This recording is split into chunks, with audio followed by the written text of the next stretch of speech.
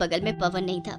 स्वीटी पवन को ढूंढने लगी, तभी उसकी नजर छत की दीवार पर पड़ी जहाँ पवन छिपकली बनकर दीवार से चिपका हुआ था। अपने पति को छिपकली के रूप में देखकर स्वीटी ने जोर से चीख मारी और बेहोश हो गई। उसकी चीख सुनकर लक्ष्मी देवी की नींद खुल गई और दौड़कर स्वीटी के कमरे में आई। उन्होंने पानी के छींटे मारे जिससे स्वीटी को होश आ गया।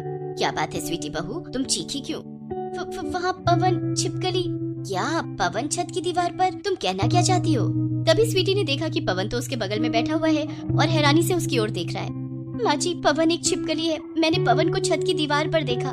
क्या बोल रही हो स्वीटी बहू? हमें पता है कि तुम्हें छिपकली से डर लगता है, लेकिन इसका मतलब ये नहीं है कि तुम्हारे मन में जो आए तुम बोलती रहो। पवन मेरा बेटा है, कोई छिपकली नहीं।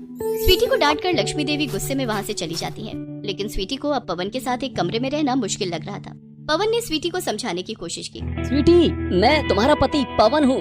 मैं कोई छिपकली नहीं हूँ, मैं इंसान हूँ। और तुमने मुझे छत की दीवार पर कब देख लिया? मैं तो तुम्हारी बगल में सो रहा था। तुमने चीख मारकर मुझे भी जगा दिया। अब चलो सो जाओ। स्वीटी को समझाकर पवन तो सो गया, लेकिन स्वीटी को नींद नहीं आई। उसे बार बार पवन के चेहरे में छिपकली की झलक नजर आने लगी। स्वीटी मन में सोचने लगी, हो सकता है मैंने कोई सपना देखा हो, या ये मेरा वहम भी हो सकता है। पवन छिपकली कैसे हो सकता है?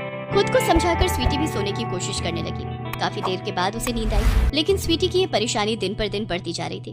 अब तो उसे हर रोज रात में पवन छिपकली के रूप में कमरे की दीवारों पर नजर आने लगा। सास की डांट के डर से स्वीटी किसी से कुछ नहीं कहती, लेकिन नींद उसकी आंखों से कोसों दूर थी। एक दिन सुबह सुबह जब स्वीटी रसोई में नाश्ता बना रही थी, तभी उसे चक्कर आ गया और वो गिरकर बेहोश हो गई। पवन ने उसे संभाला और उठाकर कमरे में ले आया। पवन बेटा, तू डॉक्टर को बुला ला। पवन एक डॉक्टर को बुलाकर लाता है। डॉक्टर स्वीटी का चेकअप करता है। इनकी नींद नहीं पूरी हो रही है। ऐसा लग रहा है कि ये कई रातों से नहीं सोई, इसी वजह से इन्हें चक्कर आया है। मैं कुछ दवाई दे रहा हूँ, ये इन्हें खिला दीजिएगा, इन्हें आराम आ जाएगा। डॉक्टर के जाने के बाद, स्वीटी बहू, क्या बात है? तुम रातों को सो क्यों नहीं रही हो? क्या तुम्हें किसी बात की चिंता है? देखो बहू, चिंता करना छोड़ दो। जो बात है हमें बताओ। मिल बैठकर बातें करने से कोई न कोई समाधान जरूर निकल आएगा। दरअसल बाबूजी, पवन कोई इंसान नहीं है, बल्कि इंसान के भेष में एक छिपकली है। मुझे छिपकली से बहुत डर लगता है, इसलिए मुझे रात भर नींद नहीं आती। बस बहू, बहुत हो गया। अब मैं अपने बेटे के खिलाफ कुछ भी नहीं सुनूंगी। अगर तुझे मेरा बेटा छिपकली लगता है तो तू अपने मायके चली जा। मायके जाने के नाम